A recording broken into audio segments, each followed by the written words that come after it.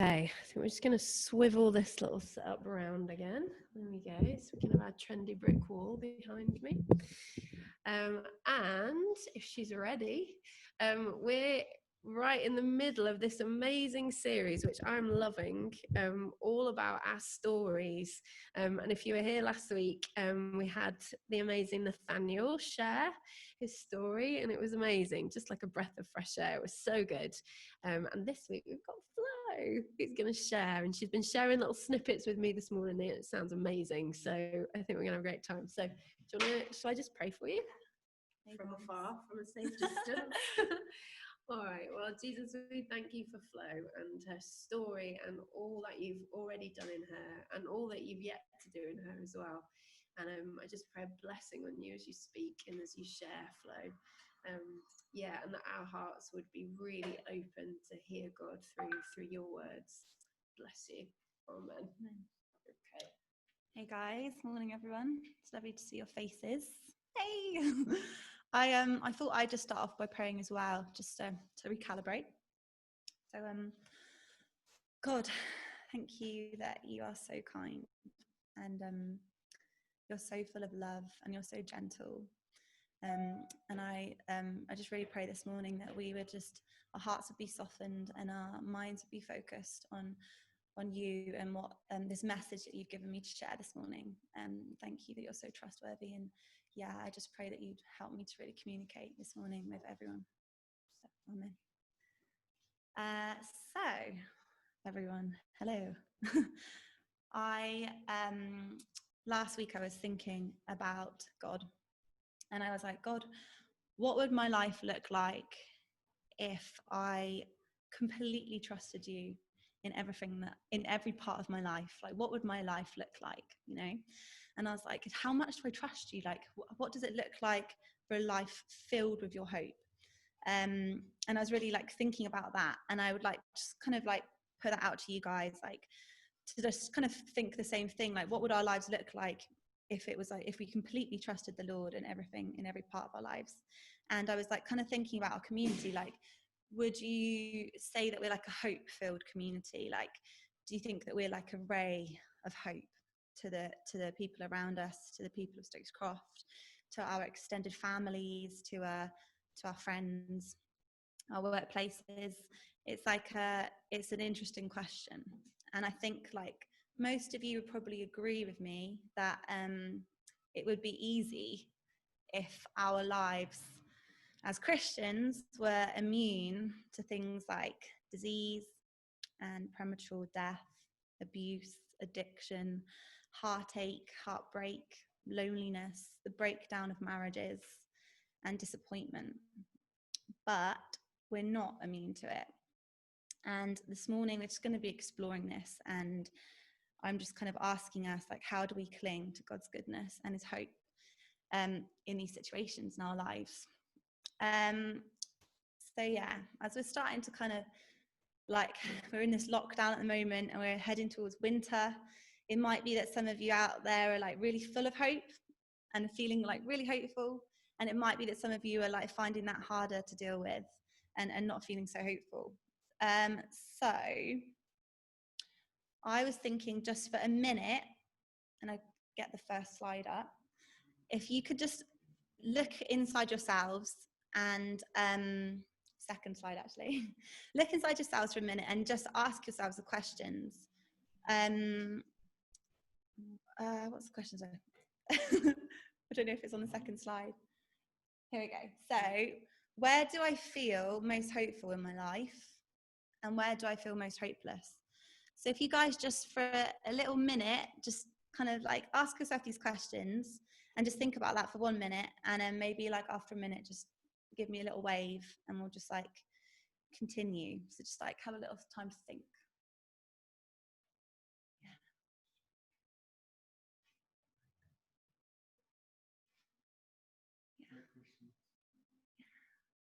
You guys can do it too.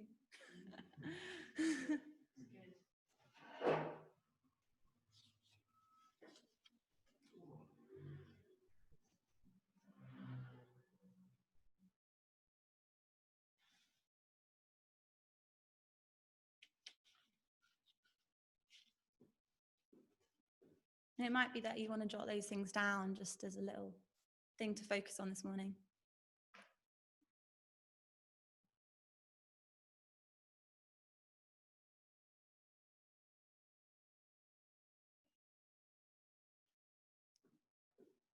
Okay, so I was thinking about what you guys might be thinking about when you're asking yourself these questions. And I kind of was thinking, okay, there's 3 kind of obvious groups that you might fall into. And the first is like kind of like obvious, like a really obvious feeling. Like it might be really obvious what you feel hopeful for and about, and it might feel really obvious what you feel hopeless about in your own lives. It might be things that like are just really up front and center, and it's just like, obviously I feel hopeless about this. Or you might be in like a second group where it's just like a bit more subtle. Like you might not have any like really big things of hopelessness in your life, but it might, like there might just be like a subtle kind of like numbness, or maybe like resignation or slight cynicism in your life. And that's like that's another group where it's just not as kind of there. And then there's a third group of people who are probably like, actually, no, I'm actually pretty hopeful. Oh, my sister and my mum just come online. Hey, guys. And just feeling like, actually, I'm a really hopeful person. And I really hope that this talk that I'm doing this morning will just encourage you if you're that person, and that you can champion the rest of us who maybe are finding things harder. So, yeah. My story, my personal story, is one of amazing hope. So I was like, brilliant, this is great. All week I'm like, I'm a really hopeful person, this is great, I can carry this message and really portray it to you guys, my church family. And then I had a situation yesterday which absolutely derailed me, so I'm going to share it quickly. First, starting off with a very amazing, beautiful thing. So on Friday, my little brother and his wife gave birth to a beautiful little girl, and her name's Olive, and she's the first baby in our family. So we're all so excited. And I sneakily and a little bit illegally might have actually seen her. And it was just like the most hopeful moment, like seeing her coming towards us in this tiny little chair. I was just like overwhelmed by love and hope. And it was just like such a joyful moment in my life to see this baby. And then And then I had to get on a train, and I was looking on the train. I was looking through pictures of this beautiful little baby girl that's come into our lives. Her name's Olive Wilde, so that's exciting. And I was on the train, and then just this moment of total hopelessness just completely overwhelmed me. And it was just so intense. It was basically like seeing this amazing, beautiful baby just kind of like brought up in front of me, like the biggest kind of feeling of hopelessness I've got in my life. And it just completely overtook me. So I was on this train and I was streaming with tears, and I just felt so alone. I was like, I feel so lonely. I don't have a family. And then that's something that I want more than anything in the world. And it just kind of brought it up, and it was like, oh, it's right here. And this is my face. If I could. So it was really like up front and center at that point. And I got off the train at Temple Mead Station, and I walked outside, and it literally just chucked it down. I didn't have an umbrella, I didn't have anyone to call, and I was just soaking. My shoes, I didn't know they had holes in them. Yeah. So like water was just seeping up. And in that moment, I was just like really very hopeless. I was like, I'm supposed to be feeling so hopeful right now. This beautiful baby's just been born. But I was very honest. I was like, I'm not feeling hopeful right now. This is really difficult. And I was walking in the rain. Tears were streaming down my face, and I was absolutely soaked to the skin. And I just said to God, was like, God, I feel terrible right now. Where are you? You know, like this is really, really hard. And I just surrendered. I was like, I can't get any more soaking than I am right now. I was like, I could start to feel my like toes going all like prunes and stuff. And I was still crying and really not in a great place. And this angel just ran up to me with an umbrella, a really nice umbrella too, and just ran over to me and gave it to me and was like, you really need this. And I was like, okay, thank you. And I put the umbrella up and I carried on walking home. And I still had to walk through the storm and it was still chucking it down. And I had that umbrella and I just clung onto that umbrella. And I was like, this is right now, this is all I've got. This is my hope. And I was holding onto that umbrella and it was really like, I was like, thank you, Lord. Like in that moment, that was really, really great. It's like my little umbrella, woohoo. So that's just like a little picture, an anecdote of where we're going this morning. So yeah, the pain passed as I walked home. So I've got this amazing quote by Martin Luther King Jr., which says, "We must accept finite disappointment, but never lose infinite hope." And I think that this is really hard, but we do actually, as Christians, have infinite hope. So I was kind of looking at the Bible, and the Bible is just like full of despair and hope, suffering and joy, death and life. It's just thick with it. And I've got this amazing Bible verse, which is Ephesians 1:18, which basically says, "I pray that your hearts will be flooded with light so that you can understand the confident hope that he has given to those that he called his holy people, who are his rich and glorious inheritance." And I was like, yeah, I pray that your hearts will be flooded with light. I was like, what does that look like? Because actually that's what's happened to me in my life. Like I've gone from being hopeless to being hopeful, and my heart has just been flooded with light. But I don't really feel like as a whole, it's like a moment when we're just like suddenly, ting, like there's hope, angels, light, rainbows and stuff. It's more like a bit of a process, especially as like, we keep going through things.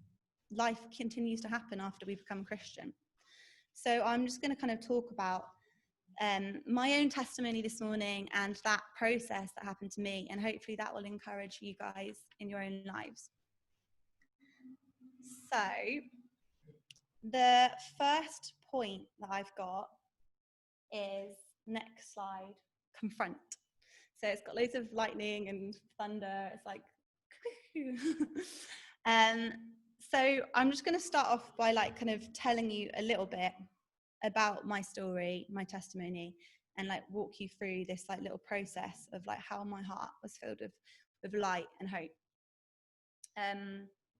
So if you can cast your minds back to the pretty much almost 3 years ago, so the winter of 2017, I was 25 years old, and I was living with my boyfriend in Bristol, in Hallfield, so quite close to here. And I got to this point, which I like to call the point of no return. So it's just kind of like this moment. I was stood in the kitchen washing the dishes, and I looked out of the window and I just felt like a moment of total hopelessness. It was like the combination of everything just got to me. And at that point in my life, I was living with my boyfriend. We were living in this house. It was actually like a drug den, basically. It was like they were selling cocaine from there, and it was not a very nice place to live. I was healing. I was in the process of healing from like a really intense experience of drug-induced psychosis. So I like squandered all my inheritance out traveling, and I just got really, really scrambled. I got scrambled with drugs. I got scrambled with this, that, and everything. And I really got into occult things, and my mind just got completely messed up. My heart, my mind, everything. I was a liar. I was a cheater. I used people. I couldn't hold down a job. I wasn't a very nice person to be around, to be honest. I didn't have a very good relationship with my family, and I didn't have a very good relationship with anyone. And it all just came to a head, and as I was standing in that kitchen, and I was like, I'm not pleased with anything in my life. It's very depressing. Sorry, guys. It's a very depressing moment, but it will get better. I was just stood there, and it was probably like a nervous breakdown in that moment. And I was confronted with how awful my life was, really. Like I just didn't feel good about anything in my life. And I cried out in that moment. I cried out to God, and I'd been like running and hiding from God from a really long time. My family were all Christians, and I was the like black sheep. I didn't want to have anything to do with Jesus. Every time they mentioned the word Jesus, I would physically cringe. I'd like run out of church sermons if they managed to drag me to one. And I'd really been like turning from God and exploring every other avenue that I possibly could. So in that moment, I just surrendered, and I was like, where are you? What's going on? This is awful. And I was just like, I'm done. I've given up. I've got nothing left to give. And where am I? Yeah, I confronted it all, really.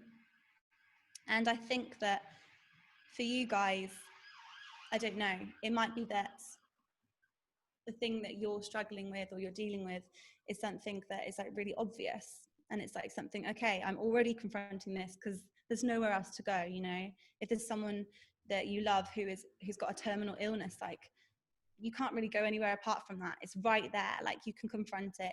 It's right there. But it might be that like the things that you're going through are much subtler and are harder to confront. But I would just like challenge you guys to really start, like, if anything comes out of this, just to like bring that hopelessness before God and just be really honest with him and just confront it and deal with it. Because I think otherwise you might go through life just not dealing with it and get to the end of your life and realize that actually you've had this like hopelessness or resignation there the whole time and you never actually like dealt with it. So yeah, the first thing is the confront stage with the lightning, so that you can remember all that. So then what happened next in my life? I decided that I was just going to leave it all behind and move back to my mum and dad's house. And they were literally like, come back, baby. So it was just kind of like an amazing picture of the prodigal daughter. Like I'd gone out, I'd rebelled completely, I'd spent all my money, and I'd really got myself into a total mess. And they were just like, just come home, just come back. So I was really blessed that I had this amazing family who welcomed me back in that moment. And a girl took me along to an alpha course, and I kind of went kicking and screaming. I remember when I was at that first alpha session, I was like, you guys, I'm your biggest nightmare. I believe in alien reincarnation. I believe in crystals. I believe in everything you could possibly imagine. And I was like, and I don't believe in Jesus. So they were just like, okay. And they were these sweet little old people, and they were just smiling and never gave me proper answers, but they just smiled the whole time. And I was kind of like, okay, whatever. But eventually it got to the point when I had nothing else to give, and I just decided to surrender. And I remember the moment because it was a stormy night on the last night of the alpha session, and I was the only person who managed to get into the alpha course, and they were all the leaders there and just me, and they were all looking at me like winking at me, okay, just you, huh? And I was like, oh no, I know what's about to happen.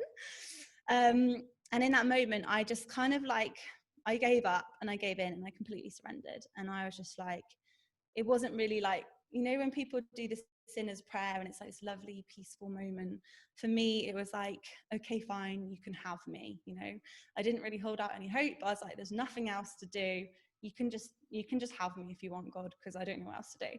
So it's kind of, and I didn't tell my family because I didn't want to give them the satisfaction, but but that's what happened. And I made that decision and I surrendered. And like in the Bible, there's just so much surrender. And I think that on our like walks as Christians, like we're just required to constantly surrender. So yeah, it's hard. With the story that I told you before, like for me, it's like I really, really want to be a mum so much. And like that's a really hard thing to surrender sometimes, because I'm like, I just want to take that. Sometimes I'm like, I just want to control that myself, you know. And I'm really sorry if my mum's listening, but sometimes I just think like a mad thing, like I'm just going to go out and just get knocked up and then it's done. And then I've got my own baby. It'll be great. And then God's like, oh, Flo, I don't think that's a good idea. So I'm like, no, that's not the right decision to make. But it is hard surrendering. And there's this amazing verse that I've also got, which is the next slide. Romans 15:13. May the God of hope fill you with all joy and peace as you trust in him, so that you may overflow with hope by the power of the Holy Spirit. So yeah, this verse is just so cool. I was like, you can just see that there's like this idea of hope is like really intertwined with trust. And I've really been thinking about trust recently, and kind of just processing it really, like, how much do I trust you, Lord? Like, where don't I trust you? Where do I trust you? And we have to like trust in something in a way to surrender to it. Like, even though I didn't feel like I trusted God in that moment, I did surrender to God. So there was obviously some trust there where I was like, you know better than me, I trust you, I'm just going to surrender to you. And this quite cool like little anecdote that from this week, which is basically, I don't know if you guys have seen those, like, what are they called, like scaffolding plank shelves that are quite in trend at the moment. But I was like, oh, I want to make one of them. So I bought a plank of wood and I sawed it in half and stained it and got it all ready and got the brackets through. And then it came to the day when I was like, okay, I'm going to put it up now. And this was on Wednesday. And I live with Greg and Claire. So I went around their sons and I was like, guys, could one of you put up the shelf for me? You know, like, I'll give you a tenner. It'd be great if you could help me. Just like, someone else do it. Someone else put the shelf up. And they were just like, no, we're not doing that. You've got to do it. I was like, oh my goodness. Okay, fine. And I had like a small lunch break and Greg was there. And I went up to Greg and I was like, Greg, you know, what should I do? How do I put the shelf up? And he was like, well, Flo, you can't put it into the plasterboard because the whole wall will just fall down. You've got to find the beams of wood behind the wall. And I was like, how the hell do I do that? And he was like, you've got to like measure by 40 centimeters. So I was like, okay. So I did drill and I was there in my room and I was drilling into the wall and I couldn't find this beam at 40 centimeters. I was like, where is it? So I kept going. And if you look at my bedroom wall now, I've got like 18 holes along the wall. And eventually it was 60 centimeters. So I found that one. I was like, great, now I've got to find the other one. And that one wasn't 60 centimeters away either. And eventually, 18 holes later, so my wall is just like littered now with holes. I found the two beams and I managed to screw in these brackets to put my shelf on. And it was so difficult. I actually managed to gouge my finger with a screwdriver. I cried and I was absolutely sweating. Like, it was one of the most difficult things I've ever done. And I was like, just putting up a shelf. And when I put it up, it was wonky. So I was like, oh my goodness. But I was looking at that shelf yesterday while I was praying, and I just was like, okay, Lord, you're a little bit like this shelf, you know, like all these amazing verses about God being like the rock that we stand on and a firm foundation. And I was like, I bled, I sweated, and I cried putting that shelf up. But I know it's secure because it's screwed into that wood, and nothing's falling down off that shelf. So I was just like, that's amazing picture of like trust. And I think that having that trust is how we like surrender to God. So it's just like to really meditate on those verses, which are like about Him being our foundation and our like our rock. He really is. So where am I? God is the true constant.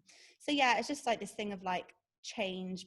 Like, obviously at the moment so much change is happening, and it was just like this moment when I realized, like, you know, you are the one true constant, Lord. As like even gravity, like that feels like so concrete, like such a law, like changes as soon as you go a few like meters outside of the Earth's atmosphere. Like mountains that just look so steady, like they crumble, and I'm like, you're the only thing that I can truly hold on to. And I think that is an amazing picture when we're confronting hopelessness, to just cling to God in that sense. And the word hope actually, like in Hebrew, means it's called tikva, and it kind of means like expectation and rope and to bind. And I think that's a cool thing to remember when we think of hope. It's like, I'm just binding myself to you, Lord. So yeah, that's kind of the second step. So you've confronted this thing in your life, and then the only thing you can really do is surrender. And that brings me on to the third part. So the third part that I've got is basically praise. So it's kind of like with my journey, like when I got baptized, it like wasn't like a sudden moment of here I am getting baptized. So this was 2.5 years ago. And then on the right hand side, I know it's not very biblical, but Doug baptized me again in South Africa, and a little rainbow came out of my head. So it was like, obviously it looks pretty like shiny and brilliant there, but it wasn't like a moment of hope or light just suddenly appearing. But as I started to journey with God, I looked at my life and I just realized that how hopeless I'd been before, because I started to feel hope in my life. And that's when like praise started to bubble out of me. And I think it's just so amazing, like looking around and thinking of people who in the darkest of times are like still able to praise. Like we think of like Paul, like imprisoned, his letters were like filled with praise still. And like even in our own community, like it was really amazing to like see Holly over the past few years, like going through what she went through and still praising. Like she was reading poetry and singing and sharing, even when she was having like chemotherapy, like she was still praising. And I think that those are just such incredible moments of they're just so inspiring moments for all of us to like in those moments to praise. And I think that that is like the bridge from kind of being in the darkness to being in the light is when you just like start to praise. And that has been like something in my life which has been quite hard to it was at first I was quite proud, but slowly I just found it more and more easy to start praising the Lord. So yeah, the rainbows. I've seen rainbows everywhere this week since I decided to talk about hope and hopelessness. And it's just like I felt like I asked God like in the week, like what do you want me to say this Sunday? And I felt the Holy Spirit say to me, I just want you to say that I get you, you know, like I understand your pain, and I understand your joy, and I've been there. And I was reminded of the words that Jesus cried out, Eloi, Eloi, lama sabachthani. I don't know if that's the way you pronounce it, but it was basically him shouting out like, my God, why have you forsaken me? And I feel that it's like, where are you, God, in those moments? Like, what are you doing? What's going on? But he was just saying to tell you guys, like, I get it. I felt it. I felt your suffering, you know. And I'm here. I just want you to cling to me. I just want you to bind yourselves to me. And in the first lockdown, I decided to challenge myself to read the Bible in a month, and I did. And the like main message that I got out of that was basically that God just says, just turn to me, like whatever that looks like, however messy that's, however much you don't feel like it, just turn to me, and so much goodness will come out of that. And I feel like that's like the main message of my life, really, like my journey, is that I turned, and even though I still struggle with moments of hopelessness, like yesterday in the rain, that I've got this amazing God to cling to and to hold to, and he'll be my umbrella. So I just really want to encourage you guys with that, like those 3 steps, really, like kind of confront these things in your life and really like surrender them, as painful as that is. And then just to like, if you can, to praise. And like maybe that's the hardest part, but in those moments, if you can praise, like it kind of gets you to the other side. It's in the darkest times when I've been able to praise that something has started to shift. And to be honest as well, I think that's a really cool thing. God just loves our honesty. So yeah, I just like to pray for you guys before I finish. I really pray that that our eyes would be opened and that we'd be filled with hope, Lord. That you would like really help us to confront things in our lives which might feel hopeless. I pray that if we're a bit unsure, that you would show us, like, if there's any parts of our lives that we're hopeless about and we're not even aware of, and that you've got so much hope for, Lord.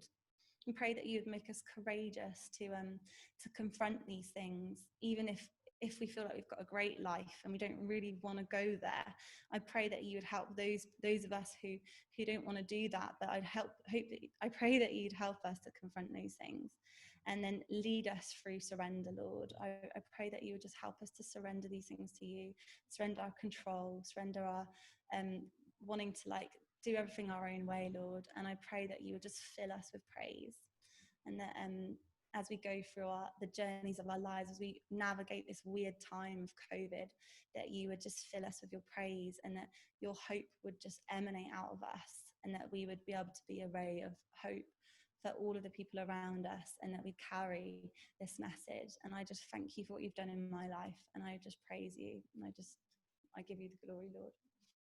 Amen.